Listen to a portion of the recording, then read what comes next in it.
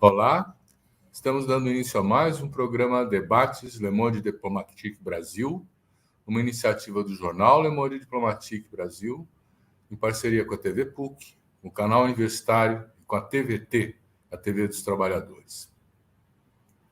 Estamos na fase de levantando a situação das políticas públicas, estamos na fase de fazendo o diagnóstico de como estão os ministérios, que problemas há no seu funcionamento. Estamos na fase de esclarecer as formas de como foram conduzidos os gastos públicos no último período. E isso envolve o famoso orçamento secreto. Vamos ver o que é o orçamento secreto, para que servem as emendas parlamentares e se isso é legal ou se está já burlando a lei.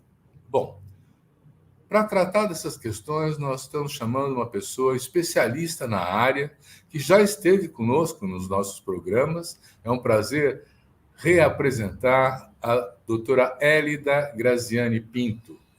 Muito obrigado, doutora Hélida, por estar aqui com a gente. A doutora Hélida é livre docente em Direito Financeiro pela USP, é professora da Fundação Getúlio Vargas de São Paulo, é procuradora do Ministério Público de Contas do Estado de São Paulo, ocupou o cargo de especialista em políticas públicas e gestão governamental do Estado de Minas Gerais e autora de vários livros, entre eles O Financiamento de Direitos Fundamentais, Políticas Públicas Vinculadas, Estabilização Monetária e Conflito Distributivo no Orçamento da União do Plano Pós-Real e Financiamento dos Direitos à Saúde e à Educação, uma perspectiva constitucional. Muito bom. Hélida, você pode contar para a gente o que é uma emenda parlamentar e para que ela serve? Olá, Silvio. É um prazer imenso voltar. Aqui é um espaço, inclusive, de explicar para o grande público o debate orçamentário, e fico feliz em que esse assunto tenha vindo mais à tona recentemente. Veja você que o orçamento é o núcleo da democracia, é onde se definem as prioridades estatais, é por onde passa o dinheiro que materializa ou não a execução de serviços públicos, a consecução dos direitos fundamentais. E aqui, exatamente na linha de por que as emendas parlamentares são tão centrais ao orçamento, é porque os poderes políticos, executivo e legislativo, têm que discutir e deliberar o que é prioridade. O orçamento é o espaço onde se define o que é prioridade. O executivo não faz isso sozinho. O executivo não delibera o caminho do orçamento sem antes fazer um processo de debate, um processo de construção com o legislativo. Então, o executivo faz o projeto de lei, de orçamento, não só de forma a tentar sistematizar as políticas públicas, mas alocando os recursos no território nacional de forma técnica, de forma planejada, de forma consistente. Durante o debate no Congresso, os parlamentares eles têm o direito de aprimorar essa primeira concepção planejada que o Executivo fez. A forma de os parlamentares apresentarem sua contribuição ao processo orçamentário exatamente é por meio das emendas. Eles podem acrescentar, eles podem ajustar, eles podem apontar caminhos, contribuindo para o debate que o Executivo fez. E temos 4 espécies de emendas. As emendas individuais, que se tornaram impositivas a partir de 2015, com a emenda 86. As emendas de bancada, também impositivas, essas se tornaram impositivas em 2019. As emendas de comissão, e elas são as que talvez mais poderiam ser resgatadas como aquelas onde há um debate mais próximo das políticas públicas, das audiências públicas. Então, uma comissão de saúde, uma comissão de educação, são espaços mais propícios para que haja esse debate de construção aprimorada da política pública. As emendas de comissão elas deveriam ser aprimoradas e mais prestigiadas, não temos feito isso. E, por último, chegaram essas emendas que, embora historicamente tivessem um papel de correção, de ajustes incrementais, agora ocuparam um espaço muito grande, sobretudo nas despesas discricionárias, que são as emendas de relator. As emendas de relator, como eu disse, elas são historicamente manejadas para correções, pequenos ajustes. ganharam nos últimos 3, 4 anos um espaço de retomada de coalizão, do presidencialismo de coalizão. O que o executivo perdeu, sobretudo a presidente Dilma, como eu disse, as emendas impositivas começaram lá em 2015. Eu me lembro claramente que o Eduardo Cunha usou essas emendas individuais impositivas para esvaziar o espaço que a presidente Dilma poderia construir de coalizão com o legislativo. Então, a partir de 2015, foi tendo o esvaziamento do executivo e um crescimento do legislativo. Quando chega 2019, na virada para 2020, ainda antes da pandemia, as emendas de relator resgataram mais ou menos o modelo que acontecia antes de 2015, de o executivo poder discriminar que parlamentares ele ia beneficiar mais e quais seriam preteridos. E esse é o grande segredo por trás das emendas de relator. Esse famoso orçamento secreto, né, o orçamento que a imprensa noticia como secreto, é essa liberação por meio de ofícios, não por dentro do sistema de informações, né, o sistema integrado de informações de administração financeira, o CIAF, que nós poderíamos rastrear, a sociedade acompanhar. Não, é tudo feito por meio de ofícios que não trafegam nos sistemas informatizados de execução orçamentária, em que alguns parlamentares chegam até a ter R$500 bilhão para liberar nas suas bases, né? A mãe do Ciro Nogueira, o próprio Arthur Lira, o Rodrigo Pacheco, são parlamentares que têm um poder de execução orçamentária maior, como eu disse, que não passa pelo sistema informatizado de execução orçamentária, e que, com isso, consegue discriminar quem é da base de apoio do governo. Consegue liberar muito mais recurso para alguns em detrimento dos outros. E é exatamente para que eles possam fazer essa manobra, de alguns serem mais beneficiados e outros serem preteridos. Vamos esclarecer esse ponto que é importante. Você estava falando, e alertou a gente com muita propriedade, né, da importância do papel do legislativo na definição do orçamento público. Normalmente, como é feito isso? Porque as emendas parlamentares são uma novidade nesse sentido, ou não são? Como eu disse, Silvio, as emendas parlamentares elas são democráticas, elas são um processo de aperfeiçoamento do processo orçamentário. O executivo formula o projeto de lei. É claro que o executivo tem uma capacidade de concepção majoritária, de integrar o território nacional, que um parlamentar atomizado não tem. O executivo concebe a política pública no território de forma sistêmica. O parlamentar quer liberar o recurso na sua respectiva base eleitoral, né? Então, de fato, o parlamentar ele não tem a visão total, ele não tem a visão global que formula e integra a política pública no território. Mas o parlamentar, ao trazer um insight da sua base eleitoral, ao trazer a sua dimensão que em tese é legítima, que em tese integra o processo democrático, de atender a sua base, de atender as suas demandas, do município no qual ele foi mais votado, ele contribui para aprimorar o processo. O que não pode é substituir o espaço do executivo e criar, como eu já disse, uma discriminação tão abrupta que alguns parlamentares têm R$500 bilhão, mais do que em despesas discricionárias, com teto, e é importante atrelar o raciocínio.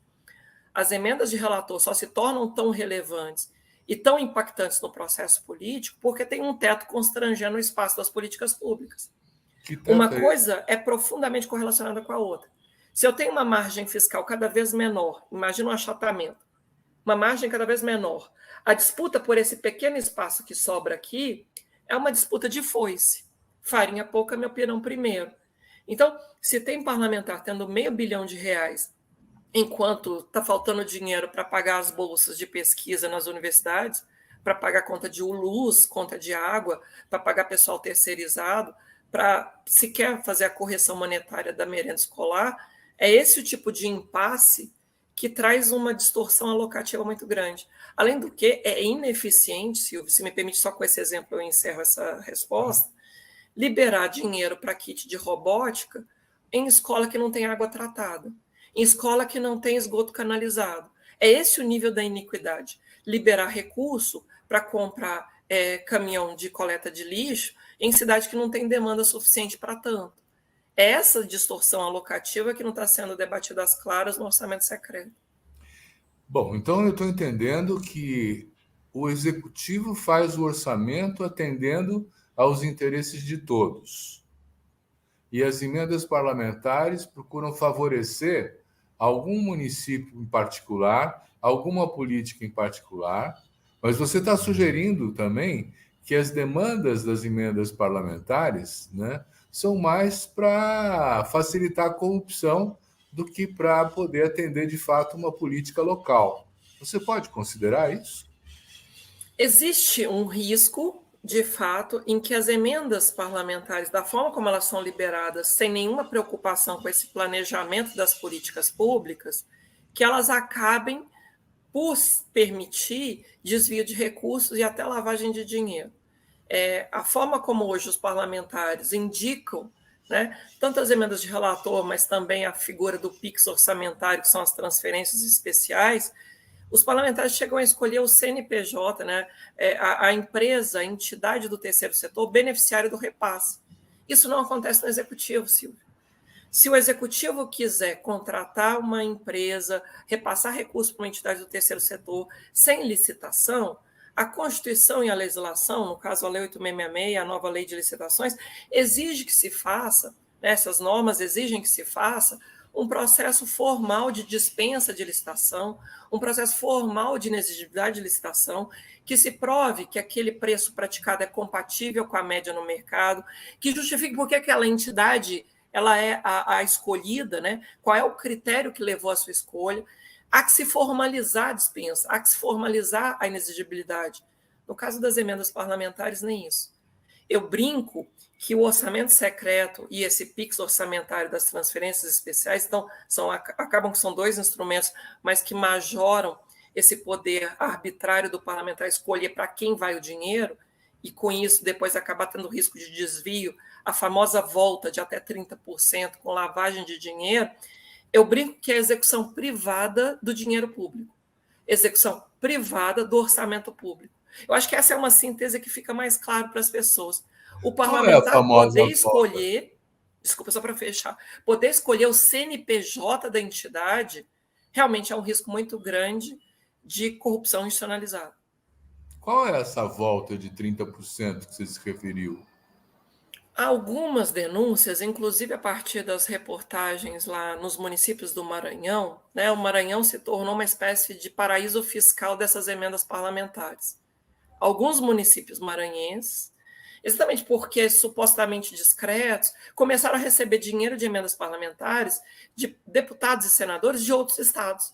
Não faz sentido um parlamentar que deveria atender, por exemplo, Rio de Janeiro, Minas Gerais, São Paulo, mandar recurso para o Maranhão.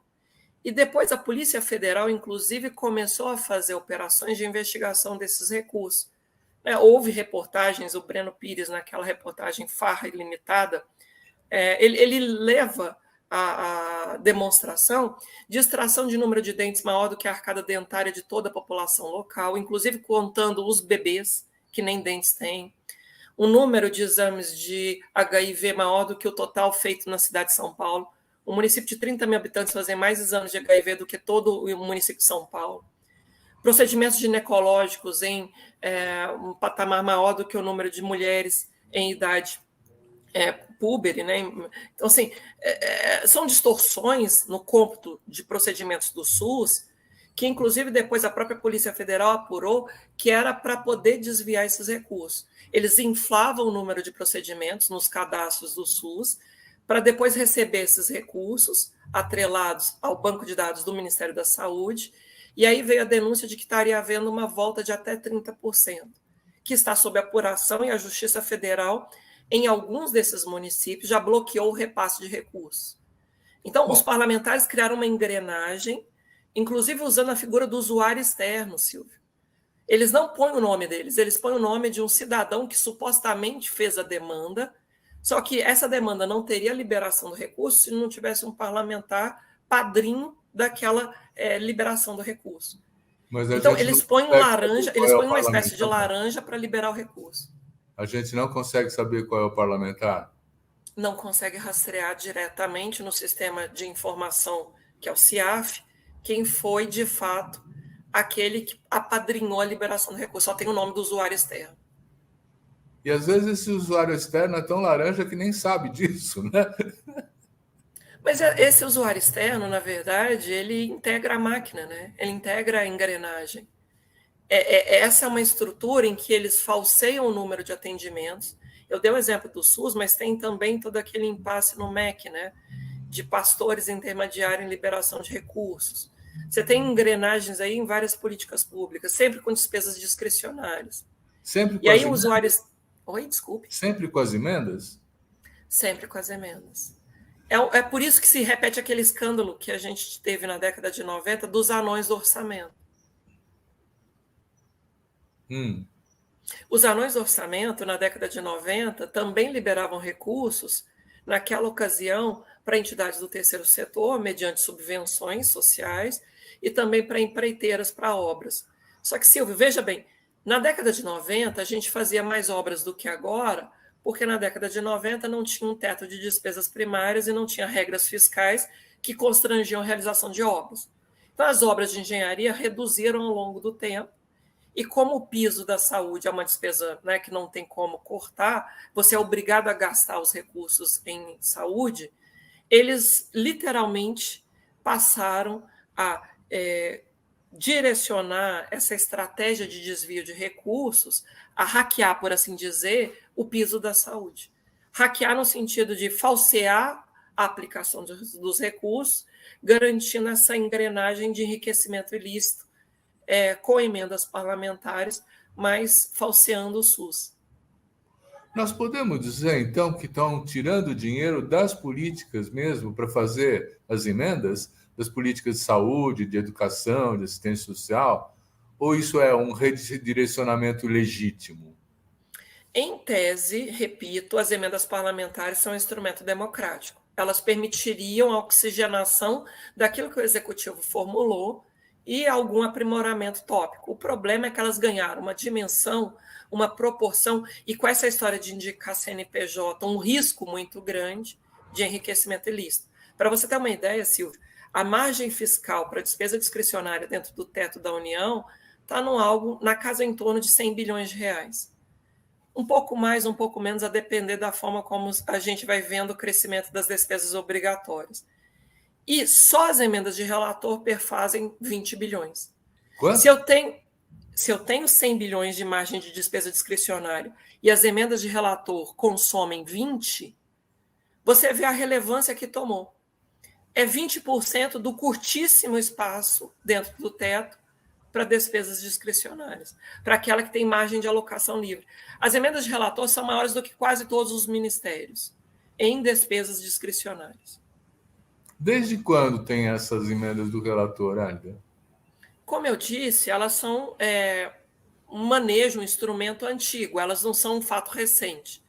Elas vinham sendo usadas mais para correção, para ajustes pequenos.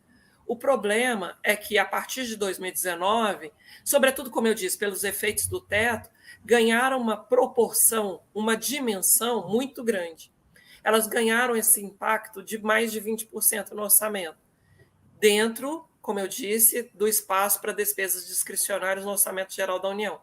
É aí que se mostra a relevância que elas tomaram. Quando a gente vê que o Ministério da Educação não consegue corrigir o valor da merenda escolar, aí onde eu sempre digo, por exemplo, nas redes sociais, para tentar educar, para tentar constranger, eu sempre digo que tudo é uma questão de prioridade alocativa. Não tem dinheiro para a merenda escolar, não tem dinheiro para o Programa Nacional de Imunizações para as vacinas, não tem dinheiro para o farmácia popular, mas tem dinheiro para as emendas de relator.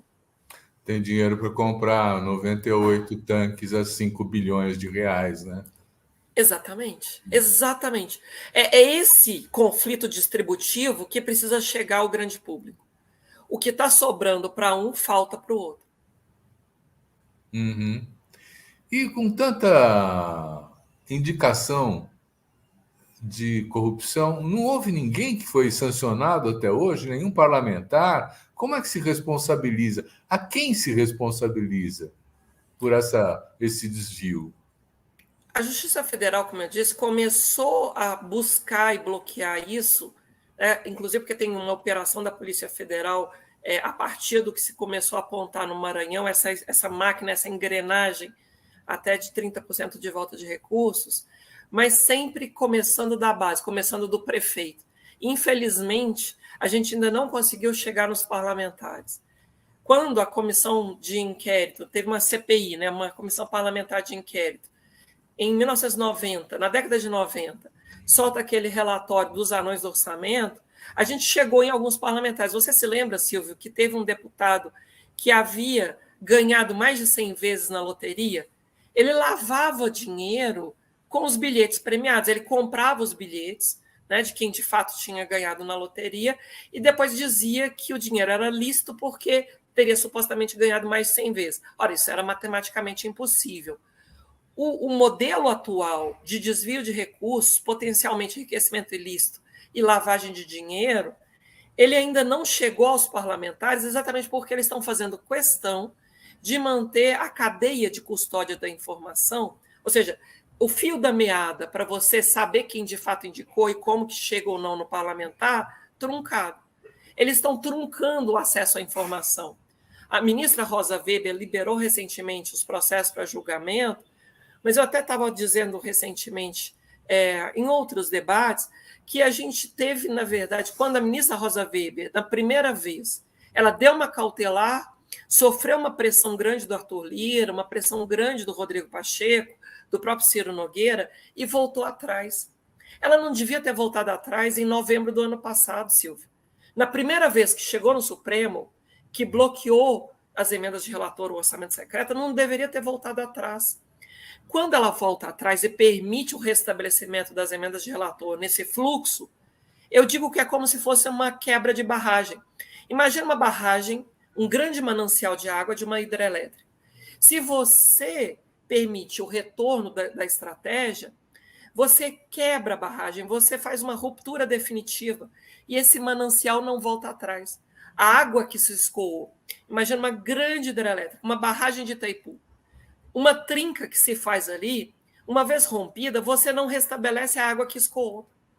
Os parlamentares se tornaram tão conscientes do extremo poder que eles têm no orçamento agora, que mesmo um governo novo, que se reelege com a força popular, não consegue fazer nenhum movimento para reduzir o poder desse conjunto de parlamentares do Centrão sobre as emendas do relator. É um poder tão grande, mas tão grande, que essa barragem rompida não retorna. A gente pode agora criar pequenos constrangimentos. Eu me lembro, e em especial com isso encerro, pelo menos essa parte da resposta, que quando o Arthur Lira foi constrangido a falar em como os órgãos de controle, aqui eu falo agora na condição de membro do Ministério Público de Contas, né? Quando o Arthur Lira foi perguntado sobre como o TCU poderia fiscalizar as emendas de relator, as indicações das emendas de relator, ele disse que o TCU deveria pesquisar pelo Instagram dos deputados e dos senadores. Ao invés de ter um portal sistematizado, né, o sistema, inclusive, onde nós fiscalizamos, acompanhamos a execução orçamentária, ele quer que o TCU vá procurar agulha no palheiro, um por um, dos parlamentares dizendo para onde liberaram os recursos. Isso é um retrocesso institucional. Uhum. Tá. Então, eu estou vendo agora, nesse cenário de negociações da Frente Democrática, que vai assumir um novo governo, né, no dia 1º de janeiro, eu estou vendo negociações. E essas negociações envolvem manter, né, as emendas do relator. É possível pensar que haja alguma forma de tornar mais transparentes essas emendas? Ou vamos ter que aceitar que essa negociação submete, de fato, o orçamento à vontade das emendas parlamentares? Como eu disse, as emendas parlamentares, em tese, elas são democráticas, é possível aprimorá-las, né? As emendas de comissão, por exemplo, seriam o melhor dos cenários, sobretudo porque eles se fazem em audiências públicas, né? Ali você tem um espaço de maturação mais técnica, você consegue ter os indicadores das políticas públicas mais levados em conta. Agora, as emendas de relator, as emendas individuais impositivas liberadas na forma de PIX orçamentário, essas precisavam de mecanismos, sim, de aprimoramento, inclusive proibindo que o parlamentar tenha liberdade de escolher até o CNPJ da entidade beneficiária. O parlamentar precisa ser obrigado a liberar o recurso, a escolher no elenco do que foi definido como o planejamento setorial da política pública. Então, as metas e estratégias do Plano Nacional de Educação, aquilo que foi indicado no planejamento sanitário, é como se tivesse, me permita a comparação, um credenciamento de projetos.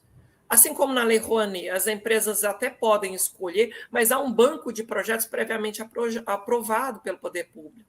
Né? Quando você fala em incentivo à cultura, as empresas até podem escolher para onde direcionam, mas há um banco de projetos previamente aprovado.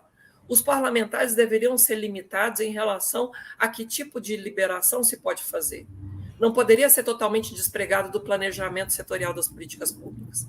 E não poderia escolher de forma tão privada, tão arbitrária, a entidade beneficiária do repasse. Né?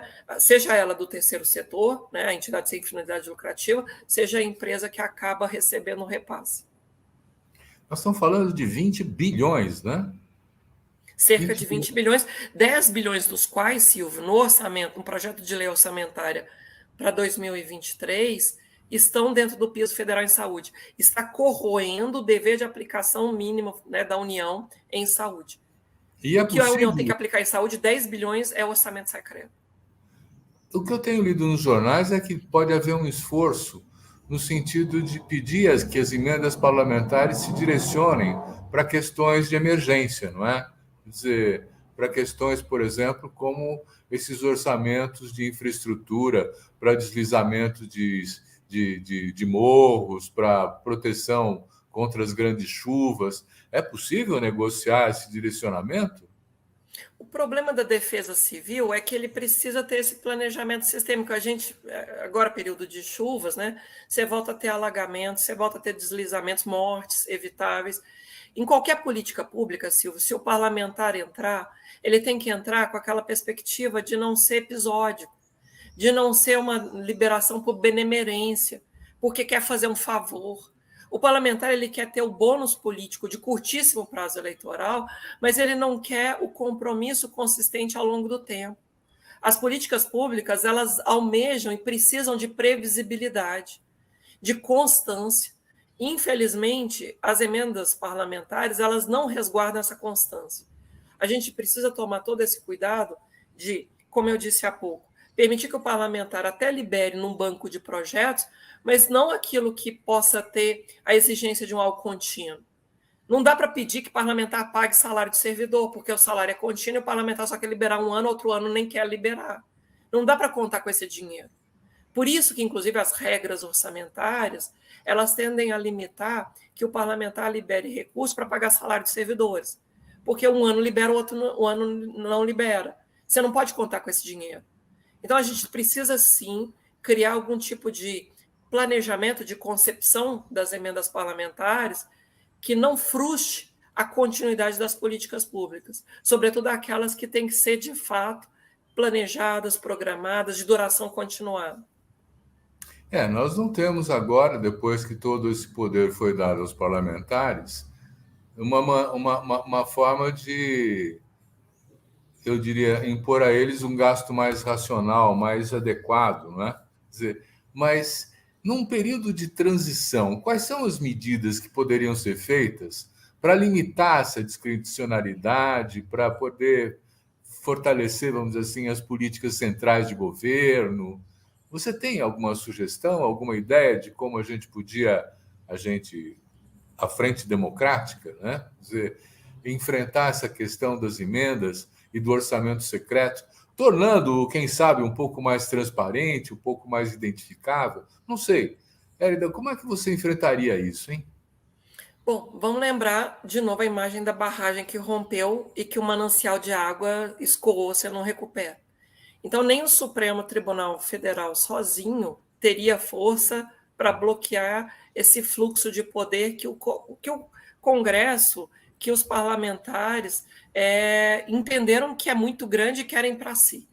A gente está num movimento pendular em que agora é o legislativo que tem mais poder do que o executivo. E para retomar esse pêndulo mais pró-executivo, há que se somar um conjunto de forças. A gente precisa fazer uma construção paulatina. Você não consegue fazer uma reversão rápida de um movimento que começou, repito, em 2015, ou pelo menos se acentuou a partir de 2015. Né? Em 2015, até 2015, o executivo tinha mais força usando contingenciamento, liberava as emendas de forma paulatina. Aí veio o Congresso e tomou aos poucos, desde 2015, várias emendas constitucionais, inclusive, trouxeram esse poder para o Congresso, inclusive o impeachment no meio do caminho. Né? Então, para explicar isso, por que esse poder veio para o Legislativo? Porque foi um movimento com várias estratégias ao longo do tempo que trouxe até aqui. Pois bem, isso explicado, e nem o Supremo tendo força sozinho, a gente vai precisar restabelecer esse equilíbrio entre executivo e legislativo, também chamando a sociedade a participar. A única forma de resgatar um pouco mais a capacidade do executivo formular políticas públicas no território nacional de forma sistêmica, de forma global, efetivamente é resgatando a própria noção de orçamento participativo, o judiciário identificando os limites, o próprio Congresso fortalecendo as emendas de comissão com as audiências públicas. Não haverá solução rápida e fácil, Silvio, para um problema tão complexo como esse. O Congresso se sente potente e acredita estar defendendo um instrumento democrático. Eles falam que as emendas de relator é um orçamento municipalista, é um orçamento mais democrático porque atende às demandas municipais. Mas, Silvio, não é verdade. Os municípios e mesmo os estados perdem o poder de executar de forma racional, planejada, democrática as políticas públicas, quando tem que ficar com o pires na mão, mendigando liberação de repasses para os deputados e para os senadores. Prefeito e governador não tem que ficar mendigando recursos. Quando o governo federal fez o que fez, reduzindo a arrecadação de IPI, não sei se você se lembra, no início de 2022, o governo federal reduziu a alíquota de IPI, o Imposto sobre Produtos Industrializados. Depois ainda constrangeu a arrecadação de ICMS, com aquela estratégia, né, de limitar alíquotas sobre comunicações, energia elétrica e combustíveis. Ora, tanto no ICMS quanto no IPI, você quebra a principal base arrecadatória dos estados e dos municípios, constrangendo também os PIS em saúde e educação. Se o Congresso quer um orçamento mais municipalista, mais federativo, tem que fortalecer a arrecadação própria dos estados e dos municípios. Não é criar essa lógica de mendicância política. Eu até brinco, Vitor Nunes Leal, né, que foi ministro do Supremo Tribunal Federal e um autor clássico no Coronelismo, Inchado e Voto, o Vitor Nunes Leal falava que essa é uma estratégia de captar esse voto feudal, esse voto coronelista, com o poder das graças, liberando a conta-gotas os recursos, e o poder da desgraça, o cofre das graças, vou corrigir, o cofre das graças, que é essa liberação a conta-gotas, balcanizada. Eu brinco, inclusive, que parece a jogar farinha na massa da pizza, cai de qualquer jeito, aleatoriamente, e o poder da desgraça de constranger a arrecadação própria. Cofre das graças no orçamento secreto. Poder da desgraça, criando uma asfixia fiscal, né, quando inibe a arrecadação do IPI e do ICMS. Foi isso que o governo federal fez durante o ano de eleições, criando uma dificuldade para os prefeitos, para os governadores em implementarem políticas públicas racionais e obrigando prefeitos e governadores a sair com o pires na mão pedindo dinheiro para deputado e senador. Você está ali identificando em 2015, quer dizer, isso começa com o Temer, com o golpe de Estado que derrubou a Dilma, foi isso? 2015 foi ainda no primeiro ano do mandato da Dilma, em que o Eduardo Cunha, em março de 2015, mostrou a força dele, né, a título até de uma perspectiva vingativa para a sua eleição à presidência da Câmara. Em março de 2015 passa a emenda 86, que é a emenda do orçamento das emendas impositivas. Então, foi ali que começou efetivamente o esvaziamento do poder do executivo, né, a alocação dos recursos no orçamento. Mas vale lembrar, as eleições de 2014, daquela, né, dificuldade muito grande, uma instabilidade no processo, o questionamento do resultado. Em março de 2015 veio essa emenda constitucional, a emenda 86, ela trouxe as emendas individuais impositivas, então os parlamentares não dependiam mais do executivo, eles tinham direito a uma fração do orçamento, igual para todos, e de execução obrigatória, por isso impositivo. E isso enfraqueceu bastante a capacidade de a presidente Dilma ter poder de coalizão com o Congresso. E é Quando legal veio o isso impeachment, aí, o impeachment em 2016. Então, mas é legal isso aí, o judiciário não podia ter barrado esse negócio? Exatamente, o judiciário não barrou, aceitou como sendo um processo de o legislativo ganhar espaço no orçamento. E repito, Silvio, os parlamentares, eles podem participar do processo orçamentário. A lei orçamentária, ela não é uma construção unilateral do executivo. O executivo faz o projeto de lei e delibera, dialoga, constrói com o legislativo. O problema é que o legislativo foi ocupando cada vez mais espaços. Quando vem o teto em 2016, e aí é bem lembrado, repito, as emendas de relator só tomam a relevância e todo o espaço que tomam porque o teto está achatando o espaço de despesa discricionária. Quanto mais o teto cria essa prensa, mais o farinha pouca, meu pirão primeiro potencializa e aumenta o poder de barganha do Centrão, o poder de barganha do Congresso. Então não há como evitar hoje que isso seja praticado, né? Quer dizer, nós temos que aceitar que 20% do orçamento vai para o ralo nesse sentido das prioridades?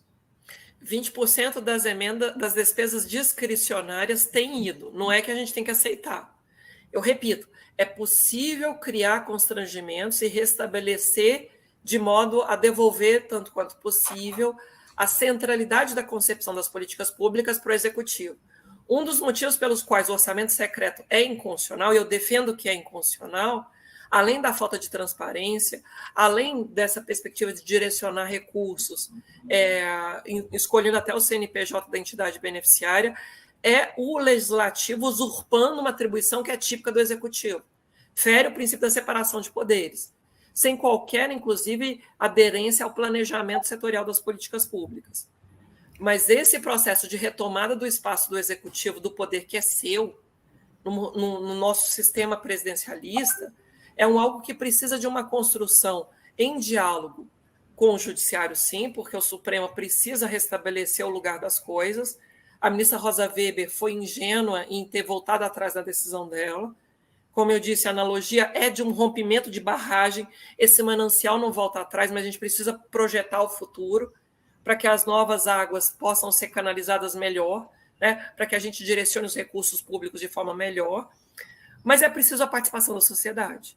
É preciso que a gente restabeleça a força das audiências públicas, a força da construção da ideia de um orçamento participativo, de um processo em que o parlamentar não escolhe melhor do que o conjunto de todos nós. Nenhum parlamentar sozinho sabe entender o que é mais democrático do que o conjunto da sociedade. Eles defendem que um parlamentar tem, sim, capacidade de indicar melhor do que o executivo, quando, na verdade, é uma construção de várias instâncias democráticas. É preciso, inclusive, romper um pouco essa lógica feudalística. Eu cheguei a falar que lá em 2020, durante o orçamento de guerra, ainda no auge da pandemia, que a gente já devia ter revisto o teto no orçamento de guerra, durante aquele momento da pandemia em que não teria essa celeuma do mercado financeiro fazer terrorismo. A gente devia ter alterado o teto, revogado o teto lá no orçamento de guerra. E eu avisei naquela ocasião, até numa entrevista para o Estadão, que se o teto não fosse revisto já em 2020, daríamos causa a um feudalismo fiscal. E foi isso que aconteceu. Uhum. O feudalismo fiscal se instaura exatamente quando o Congresso cobra, criar dificuldade para vender facilidade. O Congresso cobra uma espécie de custo de transação, de intermediação, a cada emenda parlamentar, a cada emenda constitucional, que você precisa para abrir brecha no teto. O teto, cada vez mais, você tem que alterar a Constituição de 6 em 6 meses, e o Centrão cobra o seu custo exatamente com essas emendas de relator. Então, Silvio, para a gente desbloquear o orçamento secreto, para a gente sair dessa trava de criar dificuldade para vender facilidade, você tem que revogar o teto. Você tem que restabelecer a força do planejamento como aquilo que ordena prioridades, porque de outra forma não é possível. Olha, mas existe uma ação que corre agora no Supremo Tribunal Federal, que está para ser julgada, né? Da constitucionalidade ou não das emendas do relator, né? Você tem uma apreciação sobre essa ação? Você acha que vai dar. Eles vão proibir as emendas do relator? Deveria. Eles deveriam. O Supremo deveria apontar inconstitucionalidade, como eu disse, pela falta da transparência, porque está usurpando uma atribuição típica do Executivo, porque não tem aderência ao planejamento setorial das políticas públicas. Isso tem vários dispositivos na Constituição que permitem apontar, porque não se respeita essa noção de licitação e quando há dispensa e inexigibilidade de licitação, deveria ter um processo formal. Então, tem várias regras constitucionais aí afrontadas.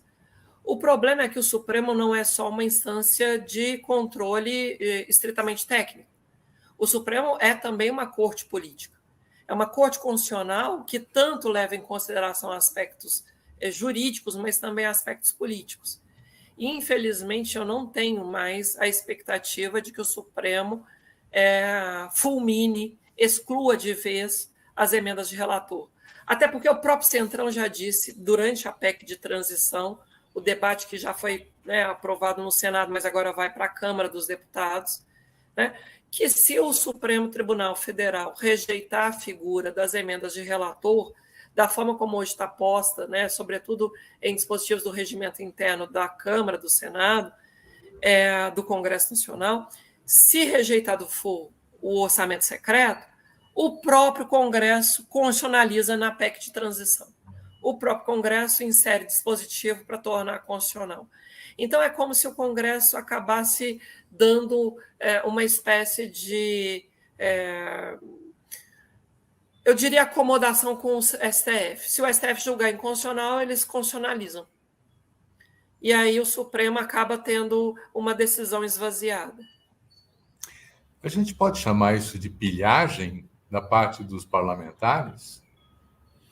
Quando eles liberam recursos com essa estratégia que o Maranhão é um caso emblemático, alguns municípios do Maranhão, né, não vou ser injusta com o Estado, alguns municípios do Maranhão, emblematicamente, falseiam dados do SUS, né, inflam e não prestam serviços à sociedade, permitem até a volta de 30% de recursos, escolhendo o CNPJ das entidades, permitindo, sim, um risco de enriquecimento ilícito, de lavagem de dinheiro, é, sim, uma forma de pilhagem. E é preciso aprimorar as instituições, é preciso aprimorar a normatividade para evitar essa corrupção institucionalizada, para evitar essa espécie, como eu já disse, de execução privada do dinheiro público. Então, um caminho para isso seria identificar o parlamentar que pediu a emenda, né, para aquele município. Não tem um caminho para fazer isso, para saber quem pediu? A ministra Rosa Weber até determinou, Silvio. O problema é que, como eu disse, eles são muito mais sagazes e espertos. A ministra Rosa Weber está pedindo as informações desde o ano passado, mas eles mandam milhares de páginas e não em arquivos editáveis. Eles criam dificuldades para depois, obviamente, venderem facilidades. Eles burlam a sistemática de controle. Os dados eles não estão acessíveis no sistema de execução orçamentária, nos sistemas informatizados. Eles querem que nós, os órgãos de controle, passemos a ter que pesquisar os dados como quem cata agulha no palheiro. Por isso é tão, eu diria, sarcástico, né? De uma... a palavra vai ser forte, mas é isso, assim, né? Chega a ser, de fato, um escárnio com a sociedade quando um parlamentar diz que o TCU, se quiser fiscalizar o caminho das emendas de relator, que pesquise no Instagram de cada deputado, no Instagram de cada senador. Isso é um escárnio. A gente tem regras de execução orçamentária em que todos os dados de empenho, do CPF, do CNPJ dos beneficiários, da origem do processo licitatório ou de dispensa, de inexigibilidade de licitação, deveria estar informatizado, consolidado no nosso banco de dados, no CIAF, no Sistema de Informações. O problema é que eles frustram, repito, a cadeia de custódia da informação. Eles quebram a possibilidade de você ter um fio condutor da informação. Por isso aparece a figura do usuário externo, por isso eles mandam apenas documentos em ofícios impressos. Quando mandam, não mandam de tudo. Eles realmente aprendem a frustrar a transparência e maximizar o poder deles. Nós estamos falando só do Centrão ou nós estamos falando de todos os partidos? É óbvio que há emendas parlamentares de todos os partidos, porque, como eu disse, não é só emenda de relator, tem também as emendas individuais, algumas delas liberadas nesse PIX orçamentário, que são transferências especiais. São outros instrumentos, mas que também são muito suscetíveis a esse tipo de desvio. Só que o Centrão tem um poder, de novo, o problema não é se tem recurso para os outros partidos. O problema é a proporção que os outros partidos recebem. É o volume total, né? É claro, vai para todos os partidos, mas o Centrão, o grupo de apoio do presidente da República, tem muito mais recurso em uma escala absolutamente maior até do que alguns ministérios, do que outros. É a proporção que é distorcida. O volume que vai para o Centrão, para o Ciro Nogueira, para o Arthur Lira, para o Rodrigo Pacheco, para esse núcleo mais próximo do poder, é muito maior, é desproporcionalmente alto. Sei. E aí, como é que a gente faz uma situação dessa, assim? Quer dizer, um referendo, um plebiscito, você está falando em iniciativas de controle a partir da sociedade civil também, né? Quer dizer, se nós estamos num impasse desse do plano institucional, em geral, na democracia, quem desempata é o povo, né? Como é que você vê as possibilidades de intervenção da sociedade civil nesse processo? Olha, eu digo e repito, Silvio, o judiciário sozinho não tem força, é uma barragem de hidrelétrica que se rompeu. O executivo tampouco, até porque seria um suicídio institucional se o executivo quisesse bater de frente com um grupo de partidos que detém a maioria no Congresso. E há realmente que se somar à sociedade, os órgãos de controle, repito, o TCU, o próprio judiciário, mas também, sobretudo, cada vez mais a imprensa. A imprensa tem feito um papel brilhante em, primeiro, diagnosticar, mas depois também mostrar os malefícios, apontar o problema. É pedagógico o que a imprensa tem feito em trazer o orçamento para o centro do debate político. Eu repito, algo que eu, que estudo há mais de 20 anos o tema, nunca vi o orçamento ocupar tanto espaço de reflexão como agora. Se tem algo bom, Silvio, no meio dessa tragédia toda, é que a gente, embora de fato seja complexo falar de orçamento, a gente tem ocupado um espaço privilegiado nos jornais, na TV, como aqui estamos, né? Nas redes sociais, para falar de emendas parlamentares, para falar de execução orçamentária, empenho, liquidação, pagamento, para falar de teto, para falar de regras fiscais. Então, só de a gente começar a tomar consciência de que aqui é o núcleo da democracia, embora seja um processo lento, que tome tempo, como eu disse, o Congresso ocupou esse espaço ao longo de alguns anos, não foi imediatamente. Para o Executivo restabelecer o poder, a gente vai ter que fazer essa construção de primeiro orientar e explicar a sociedade, trazê-la de volta na participação e restabelecer o lugar do planejamento.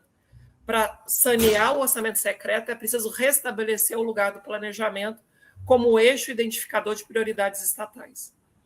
Uhum. Muito bom. Bom, olha, nós estamos chegando ao final do nosso programa, isso passa rápido, né? Esses temas são envolventes, né? Eu queria pedir a Érida, então, uma última manifestação, nos dizendo assim um pouco, como procuradora do Ministério Público, você tem algum envolvimento com essas questões ou não? Me chegam os processos de prestação de contas, mas o que chega efetivamente já é o ponto de partida do prefeito. O prefeito acaba sendo aquele que coloca o seu CPF em jogo para o parlamentar continuar oculto lá em Brasília. É engraçado isso. Quem de fato depois pode ser responsabilizado ou não é o gestor municipal, né? Ou o gestor estadual que executa em nome do parlamentar. Então a gente precisa, de novo, repito, falar de ordenação legítima de prioridades. Não adianta colocar só o prefeito na linha de tiro me permita usar essa linguagem, mas só colocar o prefeito, o CPF dele, colocar a instância municipal para prestar contas, o próprio parlamentar, se ele quer ter o bônus de dizer que foi ele que indicou, foi ele que teve a escolha orçamentária, ele também tem que ter o ônus de prestar contas, né? Eu acho que também permitiria bastante a desatar esse nó se a gente resgatasse o dever de prestar contas, inclusive para o próprio parlamentar. Se ele quer ter o bônus político da indicação, que também arque, tanto quanto possível, com o constrangimento de vir à tona o seu nome, essa cadeia de custódia da informação, do processo de prestação de contas. Mas o ideal seria que a sociedade participasse, a sociedade construísse algo mais robusto, de modo que o executivo ganhasse de novo a centralidade da concepção de políticas públicas. E ordenação de prioridades, Silvio, nada mais é do que dizer o que vem primeiro e o lugar de cada qual na fila, o que pode esperar. Kit de robótica para uma escola onde falta água não é prioridade. A gente precisa falar com a sociedade que a gente tem que ordenar as prioridades ao longo do tempo. Não dá para atender todo mundo de uma vez só, de uma vez por todas. A gente tem que dizer, olha, primeiro água tratada. Depois, talvez, melhores professores, expandir o horário integral. Lá no final da fila, inclusive para a escola que já tem internet, banda larga, kit de robótica. O que o Arthur Lira fez lá em Alagoas, comprando kit de robótica para a escola sem água tratada, é a prova mais consistente de que esse modelo de emendas de relator não é adequado para o Brasil da forma como nós precisamos enfrentar os nossos conflitos distributivos. Muito bom. Então, Hélida, eu quero agradecer muito a sua participação nesse programa. Eu acho que nós contribuímos para uma compreensão, uma tentativa de compreensão mais clara, né, vamos dizer assim, de como se processa essa transição política e o papel que tem as emendas parlamentares nisso. E eu quero agradecer também a você que nos assiste e dizer que semana que vem tem mais. Obrigado.